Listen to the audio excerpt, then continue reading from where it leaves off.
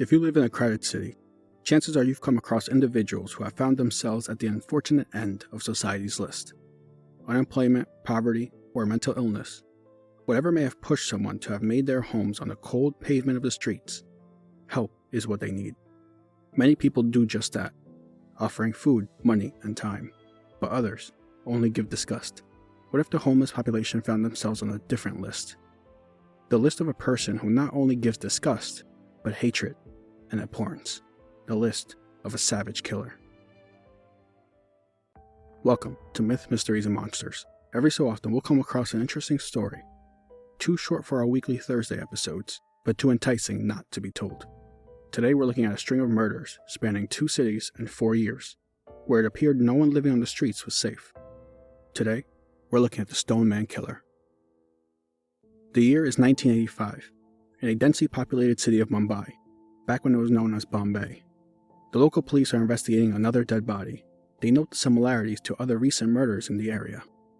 A victim in a dimly lit location, sleeping on the street, no witnesses, and a 30-kilogram or about a 65-pound stone found close by. The killer had used the stone to crush the head of the sleeping victim, ending their life in one motion.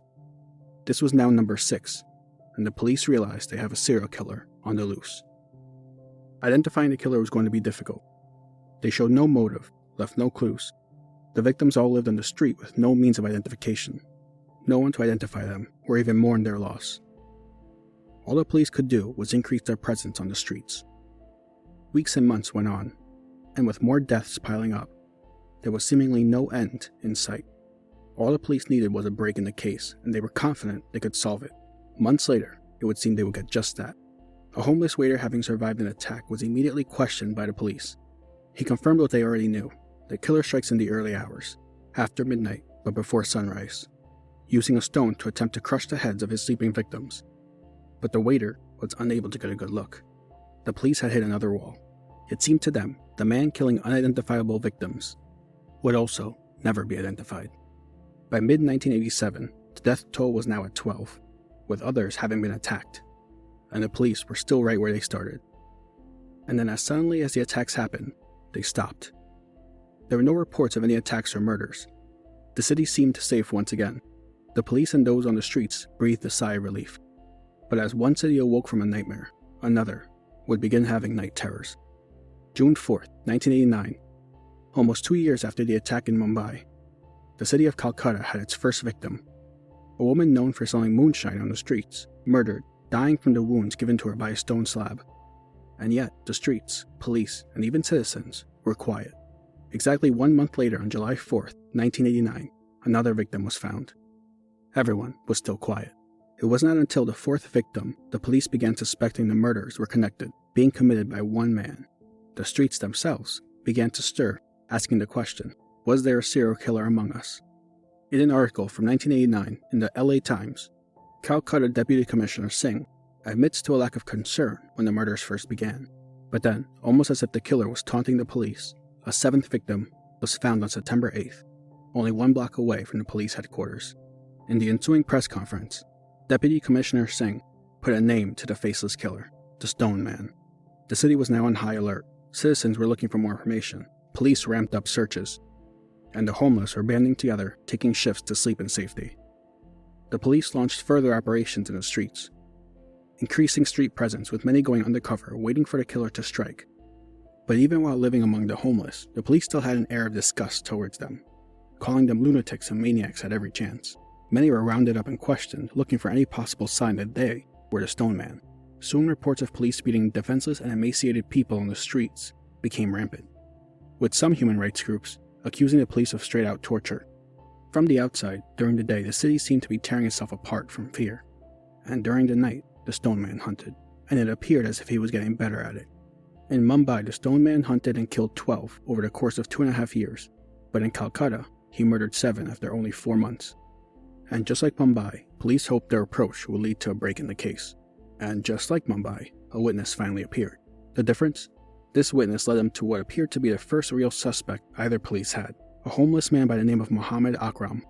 But when police brought him in for questioning, it was clear this wasn't the Stone Man.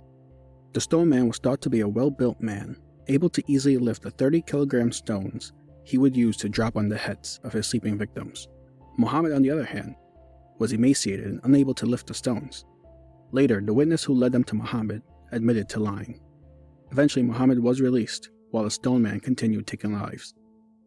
From June 1989 to November 1989, the Stoneman took 13 lives in Calcutta, and then without warning, they stopped.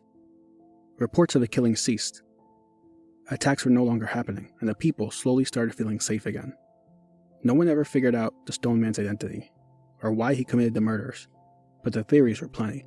Despite the murders in Mumbai and Kolkata happening just 2 years apart, there was never any real evidence that tied them together.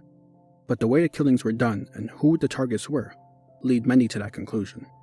But whether it was the same man, multiple, or copycats, the question always remained: why? Many believe it was just hatred towards the homeless community.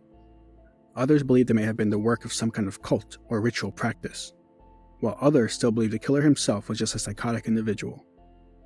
Since then, the Stoneman Killer was never found, but there have been sort of copycats, or men given a name in the press due to a similar MO.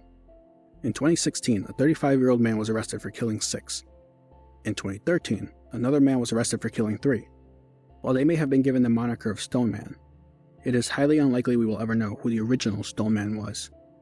But what we do know is during the years of 1985 to 1989, a group of people, or just one individual, became known as a Stoneman, killing 25 helpless and homeless people while in their sleep, and unleashed a wave of terror in 2 cities.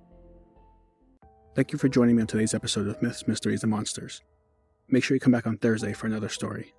If you have any myth, mysteries, or monsters you'd like us to cover, send an email to mythmysteriesmonsters@gmail.com.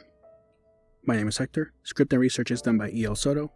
Sources are in the show notes for further reading. Subscribe, rate, and review, and remember, always look behind you.